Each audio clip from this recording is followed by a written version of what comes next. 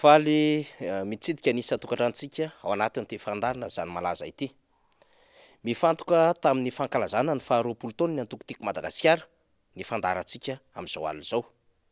Ny antokotiko Madagasikara zay novaliany ireo antoko politika sy ireo olon-tsotra, ireo mpikatroka ary ireo mpakafy ny antoko sy ny filompanorina zany antoko izany tamin'ny sabotsy teo ka tonga maro teny mikanja ny magro bioririka ireo nambarako teo ireo.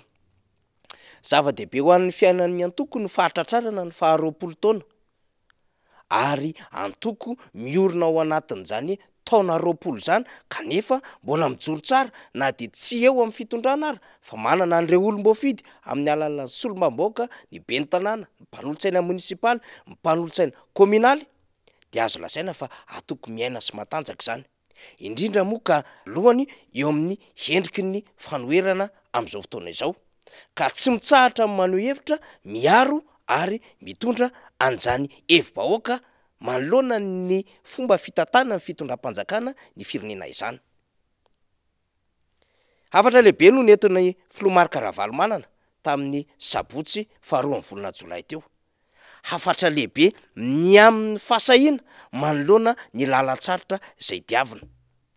Io fahasahiana io tokoa no anisan'ny fanohitra nentin'ireo taolo teo aloha, nentin'ireo ray aman-dreny nanao politika zay nanoherana an'ireo mpanjanatany teto Madagasikara. Fa zany fahasahiana izany ihany koa no naseho amin'ny filomarika Ravalomanana tamin'ny zotram-piainany ara-politika ka endri-javatra roa no nitondrany ohatra tamin'izany de ny fahasahiana naka andraikitra tamin'ny roa sy roa arivo ho an'ny firenena sy ny fahasahiana niverenany teto Madagasikara taorian'ny fanonganam-panjakana ny 7 Zay fahasahiana roa lehibe zay no natsipo ny filomarika Ravalomanana ho voarainy vahoaka malagasy fa namafy aza ny lalana diavina ary natoinona setra zay lalovana dia rehefa de afaka manova zavatra zany ho anatsarana ny fiainan'ny isam-batan'olona sy ny fiainan'ny firenena. Satria tokoa zao trangan-javatra misy eto Madagasikara zao de miantso izany fahasahiana izany. Ny fahasahiana raha raisitsika tany amin'ireo firenena hafa no nahafahan'izy ireo nanao revolution. Tany Amerika ohatra de teny kely fotsiny fa niendrika fahasahiana no nentiny Martin Luther King tamin'ny alalany hoe I have a dream na hoe nanonofy aho mba hahita firenena matanjaka tahaka ny Amerika, mba hahita an'izany mainty hoditra zany maka andraikitra lehibe eo amin'ny fitantanana ny firenena. Nanonofy aho mba tsisy ny fizarazarana fa miaraka ao anatin'ny fiombonana hampandroso firenena ho an'ny Amerika any aoriana any. Tonga fahasahiana zany ary tonga fanovana lehibe zany ary tsy adino ny rehetra teny kely monja no nambarany tao anatin'izay fahasahiana zay ka nanova zavatra tany Amerika. Fa zay fahasahiana zay no nentin'ny Mao Tse-tung tany Chine ary nanaovany an'ilay livre rouge nitondrany fanavaozana lehibe ho an'ny vahoaka sinoa izany fanjakana zany ka nahazona nametraka fanjakana matanjaka eto ambonin'ny tany. Fa io fahasahiana io no nentin'ny Kim Il Sung nitondra ny vahoaka koreana ka nametrahany amin'ny toerana misy an'ny Kore ho firenena matanjaka ihany koa ankehitriny. Zay mbola lovainy ny zavikeliny ho an'ny fitantanana ny firenena am'izao fotoana izao. Ary manana ny tanjaka ara-ekônomika, ara-nokleary ary manakaiky an'ireo firenena matanjaka rehetra eto ambonin'ny tany noho ny fahasahiana hanova sy fahasahiana nakafanam-pahan-kevitra izany.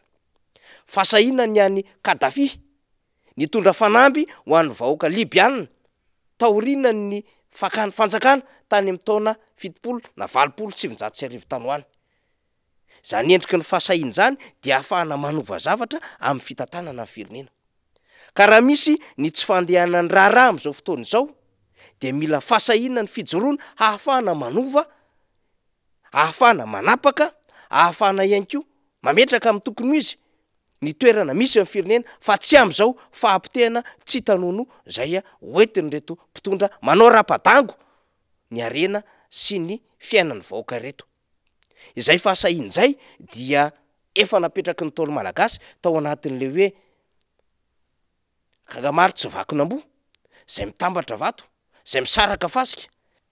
Zay fahasahiana zay de efa tsinjo ny taolo malagasy ao anatin'ny fiombonana amin'ny fandraisana fanapahan-kevitra zany, ka rehefa misy ny hevitra iombonana de mila fahasahiana no manapa-kevitra am'zany hevitra iombonana zany, hevitra iombonana hanarina firenena ary tsy anaika intsony ny zioga sy ny tsindry azo lena, zany no endriky ny fahasahiana takina sy tadiavina amin'ny vahoaka malagasy ankehitriny.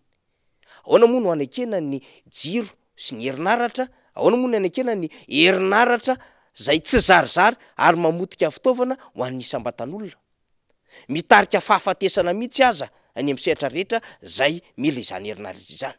Ahoana moa no hanekena ny endriky ny vidim-piainana zay efa tsy zaka ary tsy ahitana fisakafoanana lavorary intelo isan'andro intsony ho an'ny vahoaka malagasy. Ary ahoana no eritreretana fa misy mpitondra manan-karem-be migalabona amin'ny alalan'ny volam-panjakana sy ireo fitaovam-bahoaka kanefa misy vahoaka tsy mihinan-kanina ary tsy mahita akory mangirana amin'izany fiainany isan'andro isan'andro izany. Zany le endrik'le fahasahiana mba hanapaka izay fomba mampanao ratsy atao amin'ny fitondram-panjakana izany, ka hitona zany ady hevitra zany eny amin'ny sehatra rehetra zay tokony hijoroan'ny olom-pirenena ka ahafahany miteny, ahafahany mijoro mba tena olom-pirenena mandray andraikitra no misy eto Madagasikara. Fahasahiana no zava-dehibe hoy ny filoha Marc Ravalomanana, fahasahiana ahafahana manova. Zay no heverina fa afatra lehibe ao anatin'izay faharoapolo taona ny antoko tiako Madagasikara izay. Zany zava-misy, zany malaza manome fotoana antsika indray ho an'ny fotoana manaraka, tompoko lahy sy tompoko vavy.